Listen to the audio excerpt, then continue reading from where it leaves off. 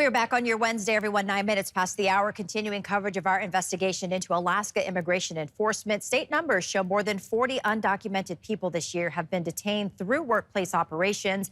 The Trump administration calls the I-9 audits necessary to combat employers hiring what they call illegal workers and human trafficking. But immigration advocates say the operations are really about targeting undocumented workers without criminal records, not employers.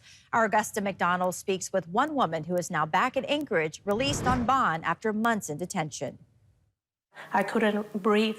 Paula Guzman was arrested in July outside of a home she was scheduled to clean. I felt like this creeping numbness from the bottom, from my toes all the way up. I felt like I just got paralyzed. Her sons, Aldo and Nicholas, were born in the United States. Guzman spent several months in the Tacoma Detention Center. One day I remember there was the day I wanted to give up, and I went outside and I started screaming the name on my kids. I always talked to her. We always did things together, and not having her there with me, it was so painful. And then there were some nights I couldn't hold it. I was so sad. I was crying. It was just a lot to take mentally. Guzman was released on bond last week.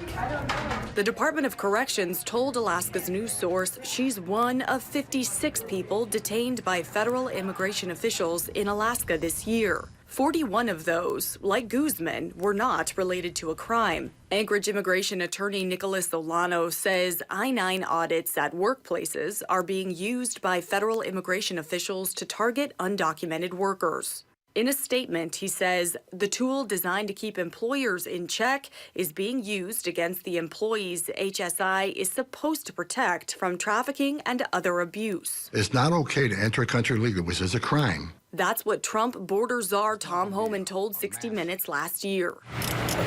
ICE's website goes on to explain ICE conducts worksite enforcement operations to ensure businesses comply with immigration and employment laws. What do you have to say to those people in our community who might see this story and think, oh, why wasn't she deported? She doesn't have citizenship.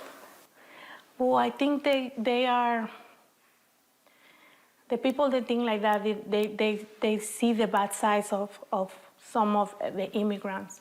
But most of, my case, I just come to do, to have a good opportunity here. So it just kind of hurts that. For now, she's reunited with her sons.